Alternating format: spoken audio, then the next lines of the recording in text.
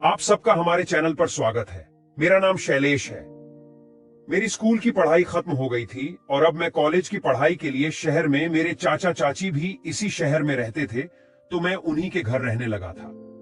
मेरी चाची बहुत ही खूबसूरत थी। मेरे चाचा अपनी पत्नी से बहुत प्यार करती थी।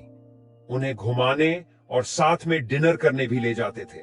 बेडरूम में भी दोनों एक दूसरे के साथ खूब ढेर सारा समय बिताया करते। मेरी चाची की कोई औलाद नहीं थी, लेकिन फिर भी दोनों पति पत्नी बहुत खुश रहते हैं। मेरे चाचा के प्यार को ही याद करके चाची हमेशा खिली खिली सी रहती थी। एक दिन की बात, मेरे चाचा और चाची कहीं जा रहे थे। रास्ते में उनका भयानक एक्सीडेंट हो गया था। चाचा को काफी चोट लग गई। उनकी चोट कुछ दिनों में तो ठीक हो गई, लेकिन कमर में दर्द रहने लगा था।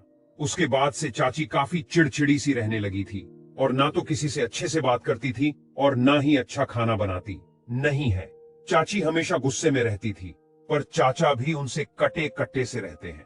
चाची बाथरूम रोती रहती थी, क्योंकि मैं देखता था जब वह बाथरूम से बाहर निकलती थी तो चाची की आंखें लाल हो जाती थी। मुझे कुछ समझ में नहीं आ रहा था कि आजकल चाची का व्यवहार इतना बदला क्यों है। एक दिन की बात है, मेरी तबीयत ठीक नहीं थी, तो मैं कॉलेज से जल्दी घर आ गया था। मैंने जैसे ही घर के अंदर कदम रखा तो मुझे अपने कमरे से अजीब सी आवाजें आती हुई सुनाई दी। उस अजीब सी आवाज को सुनकर मैं चौंक गया।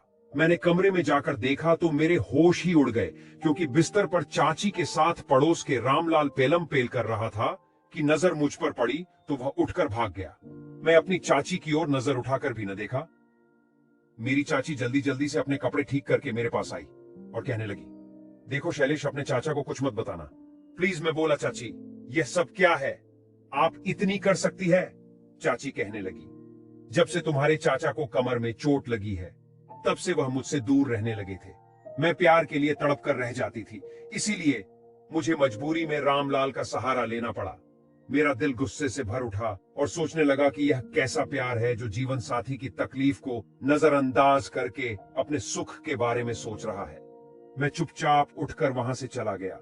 मैंने अपने चाचा को बातें बता दी। चाचा को यह जानकर बहुत गहरा सदमा लगा। वह अपनी पत्नी से बहुत प्यार करते थे।